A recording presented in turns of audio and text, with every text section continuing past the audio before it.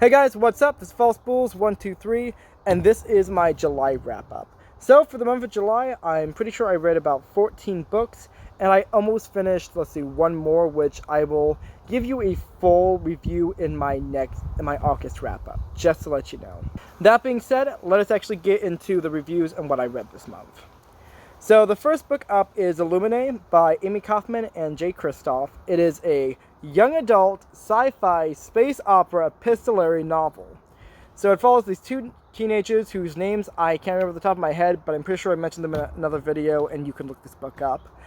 And pretty much they get thrown into this almost Star Trek Voyager type, scenario. Pretty much they're on the run from this rival mining corporation who has pretty much killed their entire colony, and they're trying to seek safety and go to the Alpha Quadrant, to the Federation, whatever you want to call it. And so on one hand, while they're dealing with some of the fallout and some of the issues of living on these ships and kind of just the fucked up shit that happens, because there's a lot of shit that goes down in the novel. It's surprisingly action-packed, I'll tell you that much. They're also trying to sort of rekindle their, second chance romance between the two, because they literally broke up the day the world ended. And so they're just like, wow, no, it wasn't a good sign when our breakup literally involved every single one of our parents dying, basically. And I'm just like, that's some rom-com bullshit that I'm living for. So there's actually a nice, sort of young adult vibe to the story, because once it's young adult, but it definitely has those sort of genre trappings where you kind of have that sort of teenage romance that I actually have finding out that I really enjoy in genre fiction. Is that, you'll have things like, the Hunger Games, or you'll have The Coldest Girl in Cold Town, those sort of, really specific genre fictions, but then you'll have those, young adult trappings, which just provide a sense of almost levity to the story. It helps break it up by just putting in some, cheesy bullshit. So I actually really like the romance aspect of the story, and I think that the relationship is actually played really well for drama at certain instances, which I will not go into because it's a bit of a spoiler. Basically, if you like action and you like hard sci-fi, this is definitely the type of story for you. Another element I really should talk about is the epistolary part of it, which I think is really important to really comprehend. Basically, it's definitely pushes the envelope on what I consider epistolary fiction, because there's some really basic ideas of epistolary fiction, which, if you guys don't know the term, basically just means stories that are told through sort of third-person, media, such as letters or audio tapes or other such things. So things like found footage movies or found audio podcasts would also be epistolary. They're simply just the different sense version of what we would consider the medium. And so, along with, having, your standard emails and chat logs and progress reports, there's also several other elements which really make it unique, such as countdown timers, which I found just to be really fantastic as ways of doing, sort of chapter breaks, even though there are no chapters in this story. They sort of act as chapter breaks, I should say, or section breaks, whatever you really want to call it. As well as, what I think was really interesting was the use of sort of kinetic poetry, which, if you're not familiar with the term or the idea, is essentially poetry that doesn't, utilize traditional line and stanza, but actually has the words act kinetically.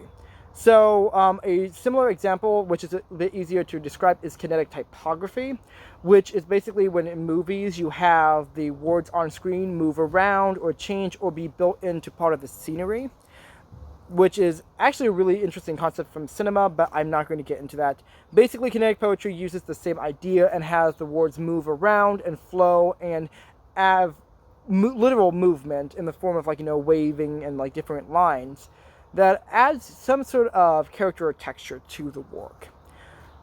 I definitely could talk about kinetic poetry for a long, long time, but basically the book utilizes several examples of it during its battle scenes, and it's very ethereal and very surreal, but it also just has this fantastic, very, abstract way of depicting this sort of action. And so you kind of understand what's happening, but it's explained to you in such an abstract and, obtuse way that you really just have this different kind of I guess, understanding of it altogether. It's very similar to some of the work that's done in House of Leaves, the way that he used typography, but I'm not going to get into too much of a comparison there. Basically, it's just a really solid sci-fi novel and a really solid young adult novel, and it's fucking bitchin'. So if you haven't read Illuminae, it is worth the hype. It's like a whole series. It's literally one of the books where I finished the first book and I'm just like, oh my goodness, I need to read the second book. And I'm usually not like that about series, so I really, really enjoyed it. It was like 5 stars. Just a side note, I'm not always great about telling people on what my stars or like, my rating exactly. Mostly just because it feels a bit arbitrary for me and I change my mind about it a lot after I read. But I will try my best to give you sort of a, just, I guess, first impression, like what I thought about this book. If I remember, because sometimes I forget. Next up was my second book I finished in July, and I finished in June. And I believe that I did technically finish this at like July 1st or something, but it's whatever. Is Notes from a Young Black Chef by Kwame Onwuachi. So Kwame Onwuachi is actually a really interesting cook. Stuff in the beginning is a memoir about his life, about him growing up, and basically how he got to where he was today in sort of the culinary world. And I did some research about, like, where he was career-wise after this, and it was actually really interesting. Basically, the scope of the memoir is just towards the end of his first restaurant, which I don't remember the name off the top of my head. I feel kind of shitty about that, but, magic of editing. And basically, he's talking about, how he, basically started his first fine dining restaurant, sort of the failings around that, and also his perspective as a person of color in the culinary industry, which I found so interesting, because I myself, I am a cook. I am very interested in, food writing, and I guess, this sort of thing. Anyway, and I definitely want to hear more stories of diversity, and definitely more, I guess, diverse representation in the culinary realm. While I don't know the racial demographics of cooks, I do tend to know that, a lot of, I guess, very famous cooks tend to be very whitewashed. It's a lot of old white men, and it kind of sucks. Generally, when I have been looking on demographics in it, it's usually a lot around gender lines, which is kind of usually the big argument when we come talking about diversity and representation in the kitchen. But I think it was just I just really loved Kwame's perspective, and I just really loved his descriptions of experiences as well, because he talks a lot about sort of the racial discrimination and a lot of the sort of very subtle microaggressions that occurred in the kitchens that he's worked in, and a lot of the issues that he faced living in place, and all these different things. He also talked about sort of the Americans' perception of food created by African Americans, and I guess African American cuisine in general. And he talked about a lot of the different aspects of it, how he had sort of the traditional, I guess, cuisine of Nigeria, and how there was also different forms like Creole and Cajun cooking, which obviously is derived from Afro-Caribbean cuisines, as well as other cuisine that was very specific to the African diaspora. And so I really loved that, I guess, look into cuisine in general, especially as part of one's heritage. And so overall, there was just so many amazing elements that really made the book unique, both from a food writing perspective and also from a memoir's perspective. As, I guess a celebrity chef, I actually really love Onwuachi's philosophy in cooking, just his zeal. He's a very driven person, and it was just an absolutely fantastic book. So, as I guess food memoirs go, I actually really enjoyed it.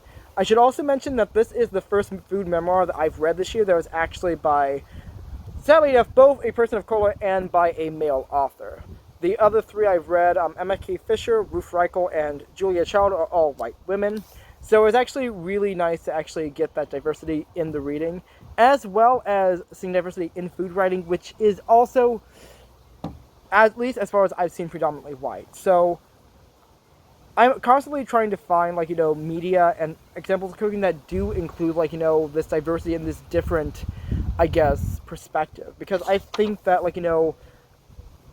cuisine and culinary is so intricately tied to one's heritage and one's experiences that it's really important to be able to get all these different perspectives. And I really just loved how everything in the book discussed that type of thing, and a lot of the other asides. So if you're looking to read some great food writing by a person of color, definitely pick this up. Like 5 out of 5 stars. Literally one of the best books I read this year. And I say that about a lot of books, but this is like, creme de la creme. So, not only am I blinding you with the sun behind me, sorry about that, but let's get on to, let's see, yet again, another book.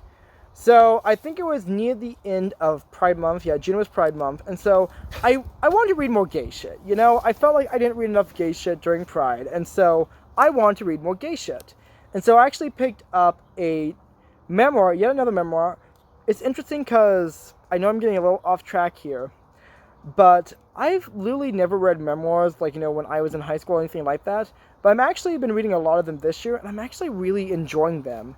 And I think I don't tend to pick them up because a lot of the times I don't have a lot of, I guess, interest in celebrities in general. And so I'm not really want to be interested in things they say in a book, But there's definitely a few memoirs, like, I'd want to read because they are of people that interest me. Like Julia Child, for instance. I really wanted to pick up that book because I love Julia Child as a person. I mean, I've never met her, but you know what I mean. So, getting off track, this memoir is I'm Just a Person by Tig Notaro. And if you don't know who that is, she is a stand-up comedian. She is a big old lesbian, which I feel sounds super kind of weird, but that's literally just how I talk about people. And she's also a podcaster, which is how I came to know about her. Another really interesting aspect of her life is that she is also a breast cancer survivor. And so, she's just lived a very, very fascinating life. And she is an absolutely hilarious person. So, and I'm Just a Person is basically discussing kind of the worst year of her life, where she's dealing with this really terrible, gastrointestinal disease. It's C. diff, I believe is what it was called, and it was just, her discussing it was just absolutely, horrendous. Just all the descriptions of it. Her mother passed away that year, and that very same year, she discovered that she had breast cancer. And so, she went through some, as they say, fucked up shit. But Tig Notaro just kind of, talks about her life. She talks about her mother a lot. A lot of the book talks about her mother, surprisingly. And also, a lot of, different aspects about how she sort of got into podcasting and how she became a stand-up comedian and all of these, other just, small, short stories. And she just has this amazing deadpan snark to it, and it was just absolutely fantastic. I love the book. Just going to give it, a flat rating. I would say 4 out of 5. So, one of the things I wanted to do this month, and I don't know how well I succeeded, though I did try, was I have been wanting to read more diverse writers, specifically black voices. Mostly just because of everything that's been going on, I feel that it's really important for me to actually take a look at the sort of voices that I consume, the type of media I consume, and be more conscientious about choosing diversity and choosing to uplift other people's perspectives besides my own. Also, I definitely want to read a black classic. I've read a few classics that were specifically from the African American perspective, such as, let's see, A Raisin in the Sun, and I definitely wanted to read another book that was predominantly from an African American perspective. And so that's why I chose Beloved by Toni Morrison, which, if you don't know, is, I wouldn't say it's a, really, really well-known classic, but I definitely remember them mentioning it a lot when I was in AP English, and I know there's a lot of discussion of the book in, sort of academic standards, because it has a lot of really interesting things to say. I also know that Beloved does have some controversy. It has been a banned book in the past by a few American schools, and kind of fucked up. I don't like censorship, but I also understand, why people would have, some sort of moral issue with it. I just think they're dumb for having that moral issue, So, what's the story about?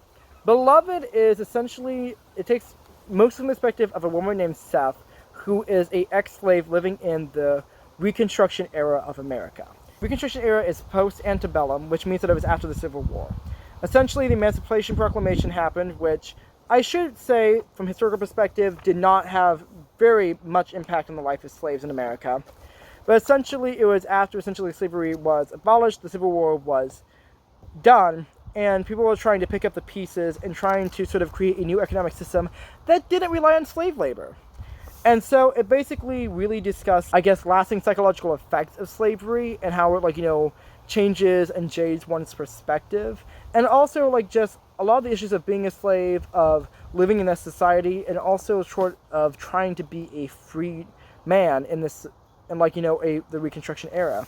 It also has this supernatural element, which kind of deals with, this woman's child's ghost. So Seth's child is a little bit of a spoiler, but also if you know anything about the premise of the book, it's not really.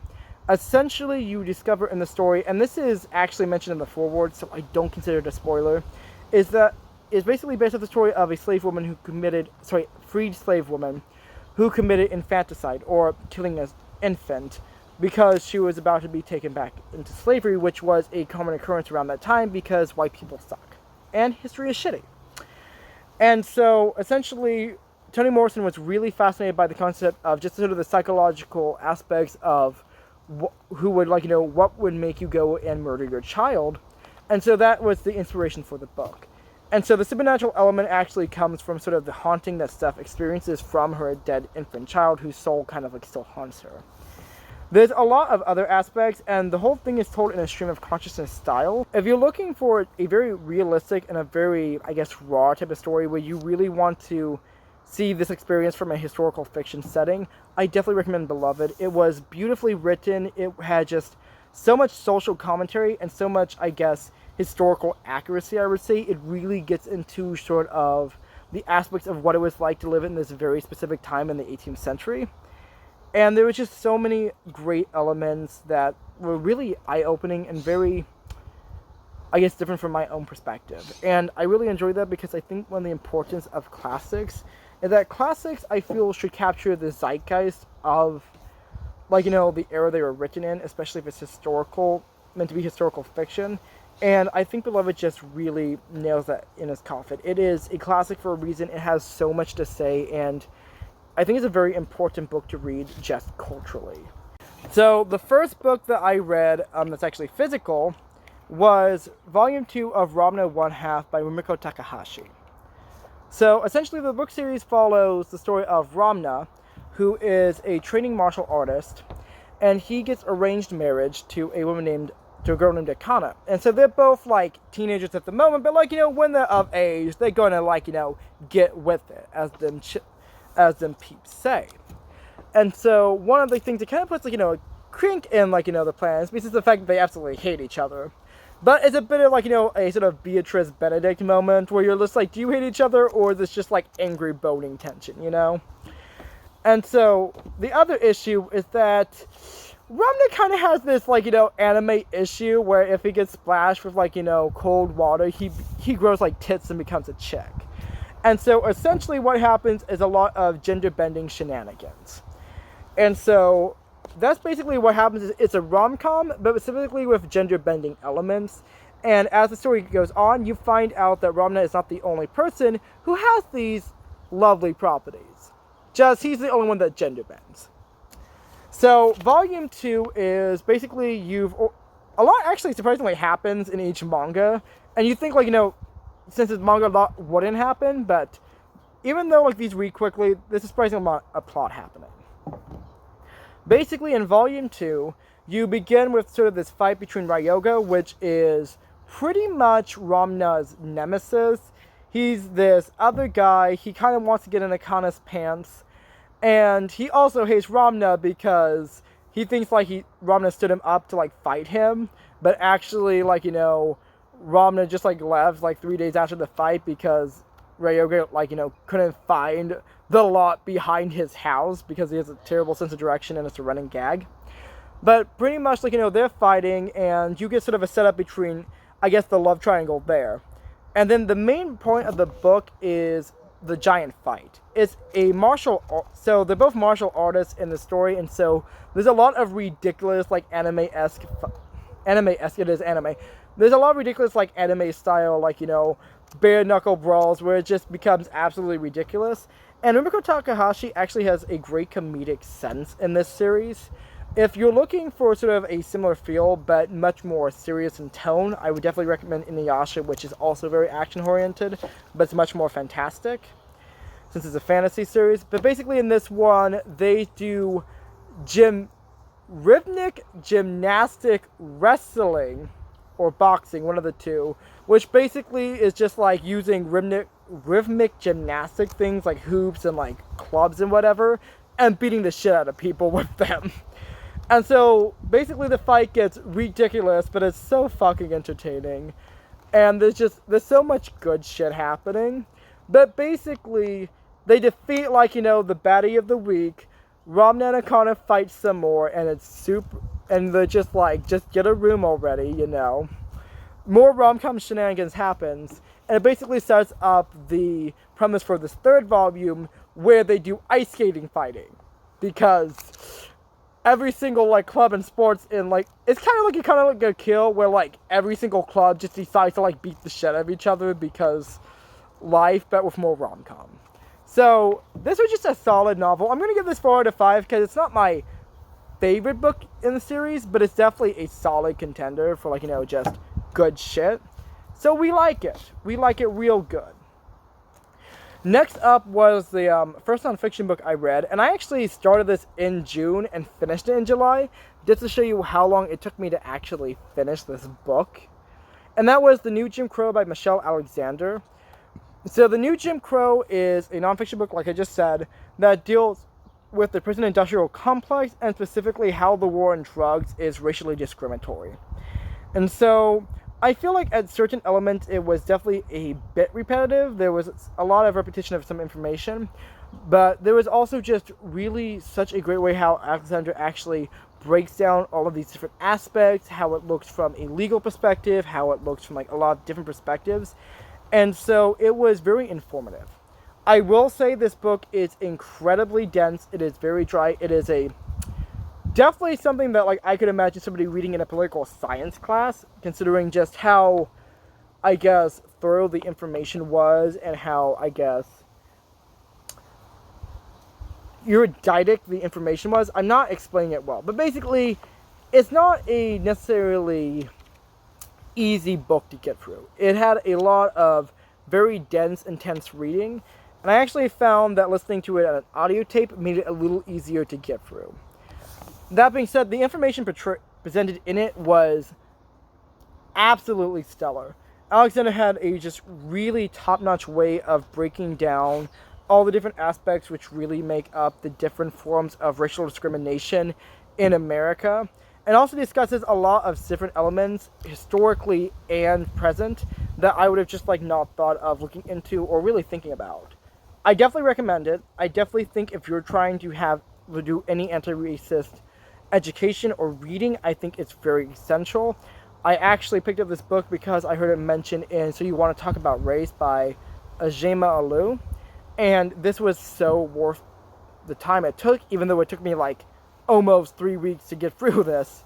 It's just, the book is fantastic. It's something that everyone needs to be reading and educating themselves on. And I think that this is a great primer to really understanding the sort of basics of the prison industrial system, and specifically how it affects races differently. So I'm going to get on from that, but I would like to say just now, the war on drugs is horribly racist and awful, and the entire judicial system kind of fucking sucks right now. But let us move on to other fucked up shit. Next up, I read which is sadly enough the only book I had on my shelf that was from an African American author and perspective, which I feel super shitty that, like, you know, out of all the books I owned as a kid, this was the only one I owned that was specifically about the African American experience. And this was Roll of Thunder, Hear My Cry. So I kind of feel like this is the middle grade version of Beloved almost, which sounds weird, but let me explain. This is set during the Great Depression and I believe the Deep South. I don't remember where exactly. I think it was Mississippi, but don't quote me on that. And this follows the Carter. Is it the Carters? Yes, the Carter family, which is basically this family of sounds so weird. This African American family that lives like on their own property, which during the time was very uncommon and also a bit controversial for, like, you know, a lot of the neighbors. A lot of people really did not like them because of that, and a lot of the poor families in the area definitely kind of had the nose up because of the family's good fortune and affluence, even though they were at most middle class, you know? And so what's really surprising is that when I first read this, I definitely saw some elements of the racism portrayed in the book, since that's really what Roll of Thunder Hear My Cry is dealing with, is just this one girl, Cassie's, sort of experiences for the first time with the racist society that she's grown up in, specifically with the discrimination and segregation of Jim Crow, which was very specific, like, you know, in the time period. And so, well, you know, reading this as a child, I read this in school, it was required reading in elementary school. I definitely noticed, like, you know, the elements of Jim Crow or segregation and how, like, you know, they treated them poor. But I also missed a lot of other aspects that I really did not notice, like, you know, as a kid. So rereading this, I realized that the discrimination was a lot more explicit. There was moments where people were just unbelievably, to the highest extent, the most, like, racist shit you could possibly think of. And it was mind-boggling that I just didn't really comprehend the extent of how much is in this book. This book is middle grade, but it is some fucked up shit happening in here. Like, one main aspect of this I noticed was, actually, there was a lot of references to the KKK in this book. They never used the term explicitly, they used the phrase Night Riders, which was apparently a colloquialism for the term. But there's a lot of, well, not directly said, there's a lot of implication that lynchings were going on throughout, like, in the background of this book, several of the characters. And there's also, like, you know, discussion of how that, like, you know, was acting. And there was a lot of other very subtle racism that you don't quite pick up as a kid, at least I didn't. That when I'm rereading this, I noticed, like, every single aspect of it, and I'm just like, holy fucking shit. All of this was in here, because as a kid, I was paying attention to, like, you know, what, like, you know, the kids said. But as an adult, like, actually reading, like, you know, the parent and the other adults, like, you know, conversations, there's a lot of subtext that I really missed as a child. So this is such a fucking deep book. This is so layered. And it's definitely a book I definitely would recommend. Wow, I'm just loving with the words. This is a book I would definitely recommend, not only for children, since it is middle grade, but also as adults, since I feel like it really is a great introduction to a lot of just historical fiction, and really from a lot of the issues of racism in the Deep South during that time period itself. Just as historical fiction goes, this deserves every award that it got. This is a not only really sad and intense book, but just a really quality top-notch book in general. I would give this 5 out of 5 stars. This definitely held up over the years. So I'm really glad I own this book. One of the reasons why I got it in the first place was I saw it, like, you know, being liquidated at my library. I'm thinking, I love that book as a kid. Let's reread it. Let's actually own this. It's important. It's valuable.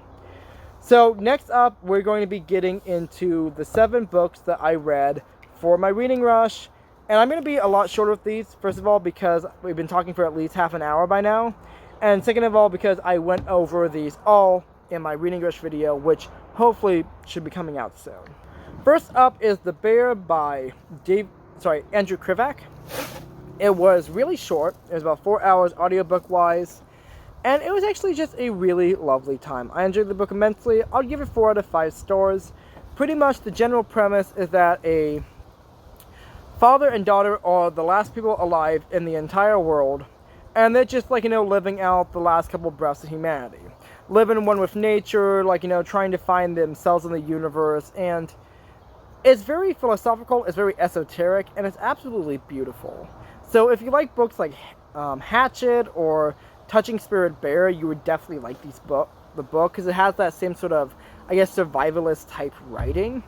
And there's also just a really lovely philosophical sort of note throughout the entire book that permeates it. I feel like storytelling was also a really important aspect of the book, and so there's these sort of, I guess, fables or, I guess, campfire stories that are sort of, like, you know, interspersed in, like, tiny vignettes story-wise, and I really love those aspects as well. So it was a nice, light read. I definitely enjoyed it. I'd probably put it up, like, you know, kind of like in the same area as This Is How You Lose the Time War, because it was just a very short novella that was supposed to have this, it was almost artistic or artisanal in a sense, if that makes any sense. It was just a lovely, light, philosophical style book that was really just, it was a nice read. 4 out of 5. I loved it. Next up was a book that can suck my dick. And that was War Games by David Biscoff. Did not like this. 2 out of 5 stars. I'm only giving it 2 out of 5 stars because honestly, the ending was decent. I'll tell you this much, the movie's better. Don't read the book, even if you could find it, because it's not worth your time. This has the writing style of a 80s pulp fantasy novel that has a whole bunch of, men writing women shenanigans going on. The main character, David Lightman, first character's name I can actually remember in this fucking video, is just, he gives off so many fucking neckbeard vibes, which is so weird.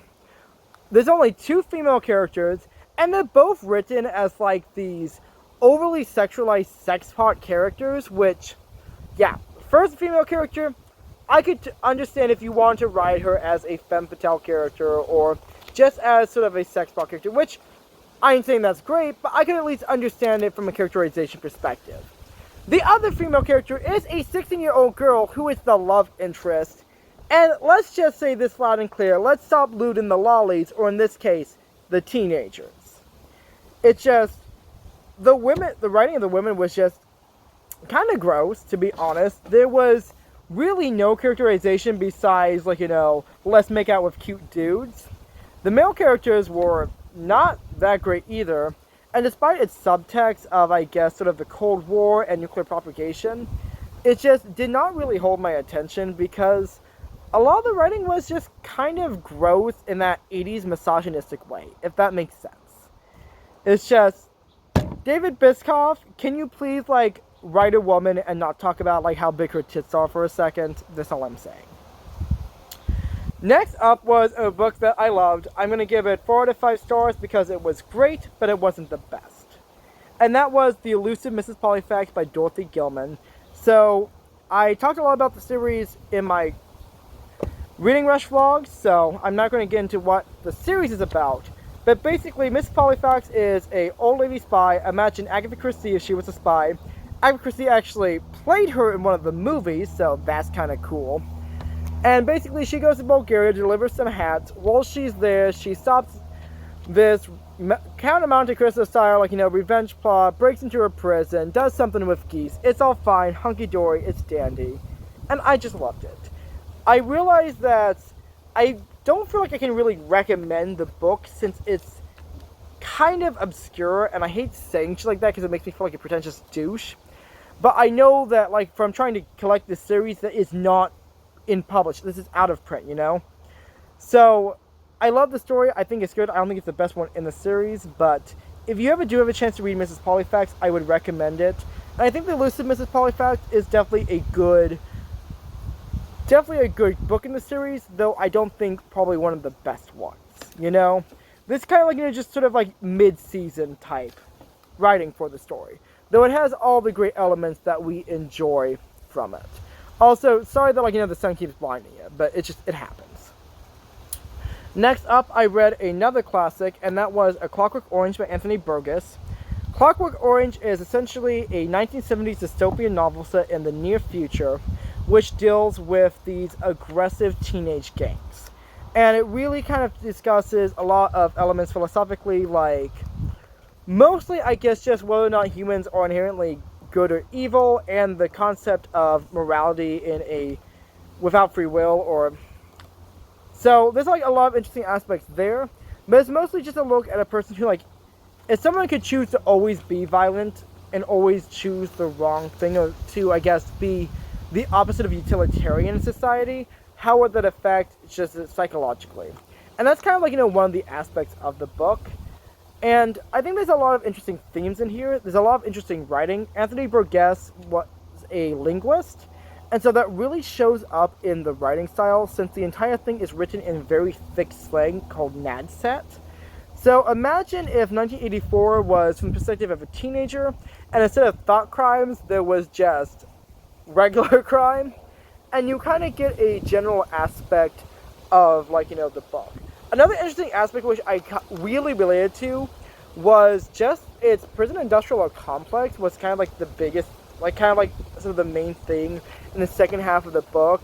And so we're kind of talking about, like, overcrowding in prisons and, let's see, barbarism and, like, police brutality, and how it was, like, hiring really, like, messed up, like, violent people to be policemen, and how there was really no good way of reintegrating people into society after they were in prison. And it just had some really interesting, like, I wouldn't necessarily social commentary, but speculation on those aspects. And so I definitely think it is worth the reading, especially if you are a sci-fi fan, since this is some pretty, like, influential shit. This also was a Kubrick film, if you don't know. Next up, this was another light read, was The Cat Who Ate Danish Modern. And I would like to mention that these are not written in the order that I read them during the reading rush, but whatevs. The Cat Who Ate Danish Modern is from the Cat Who series, hence the first 3 words of this title. And it basically follows Jim Quillowan, who's a newspaper reporter, sort of getting into the world of interior design in his, I guess, city. The wind's picking up, how you do. And so what happens is there is a gem heist and a murder later on in the story. That's sort of the subplot. And he's trying to figure out what happens. As a book, I think it was solid. In the series itself, I definitely think that it was one of the better ones of the series.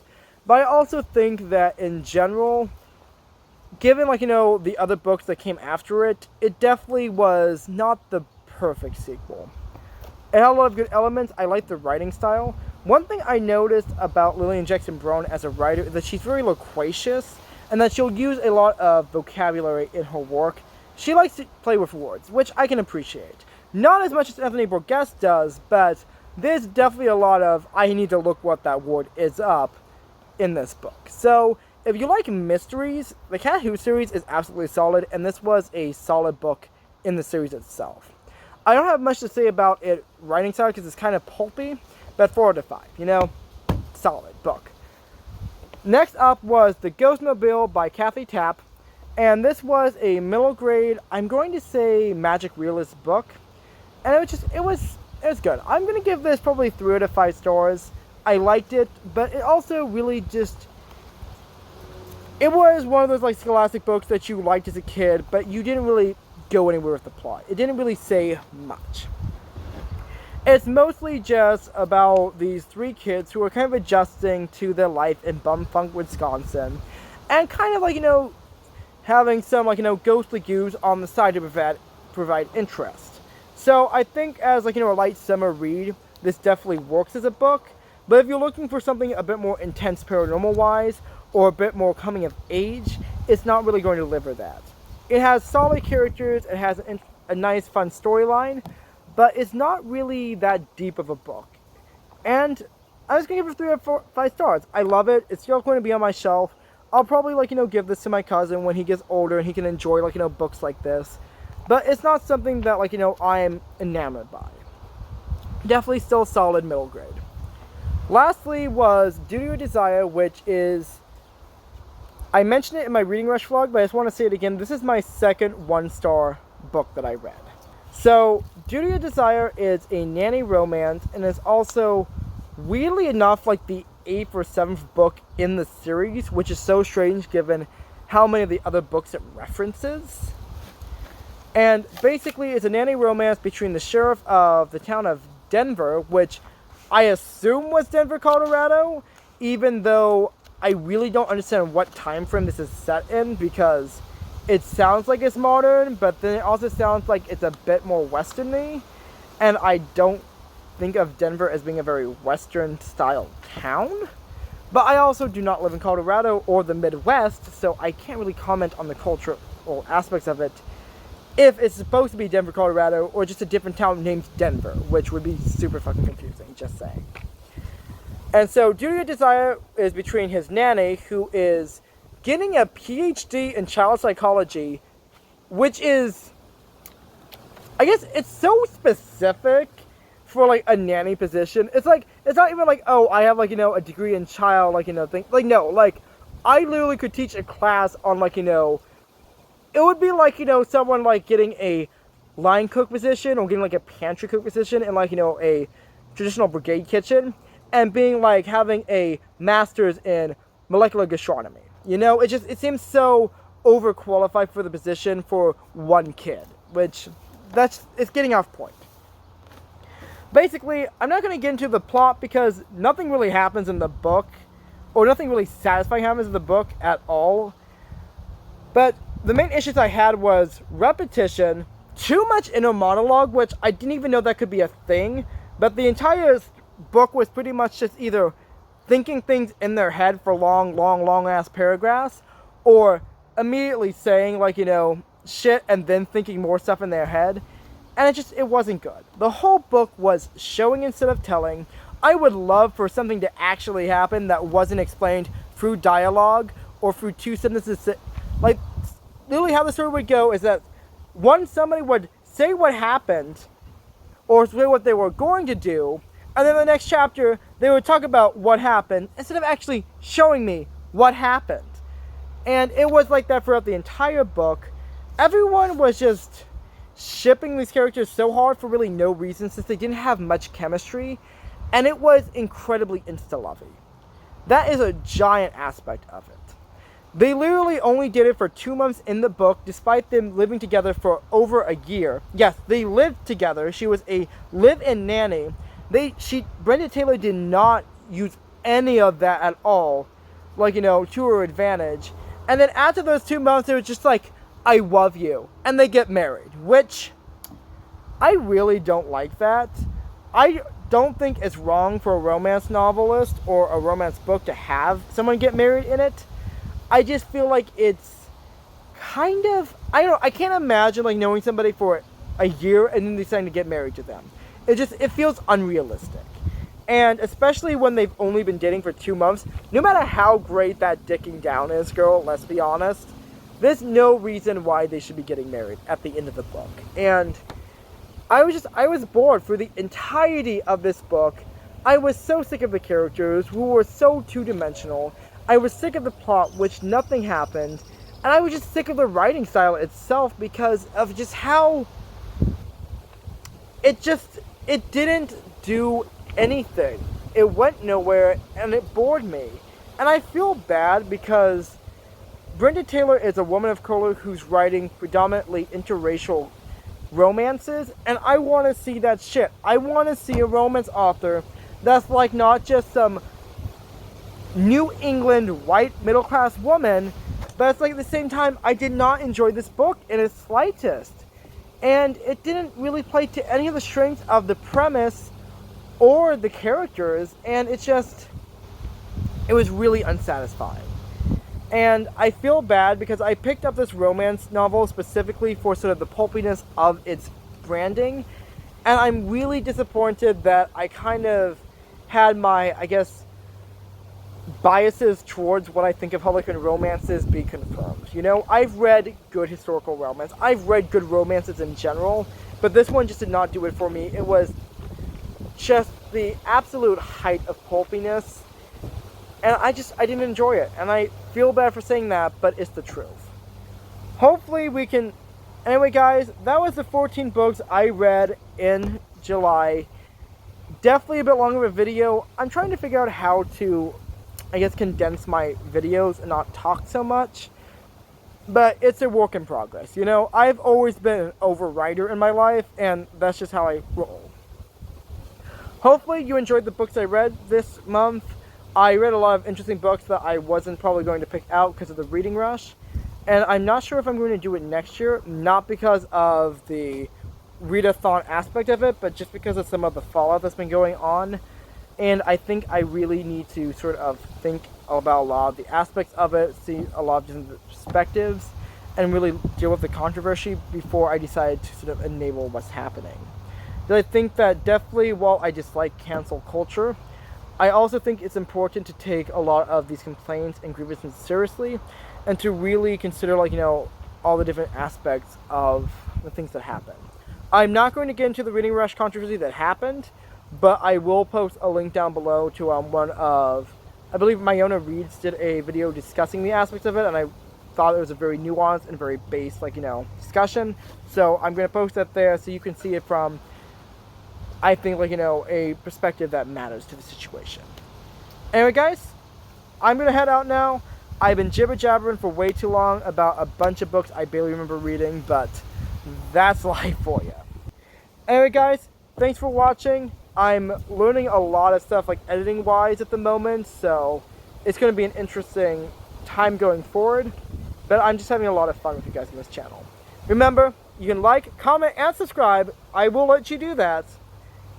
And have a great day. This is False Bulls 123, and then signing off.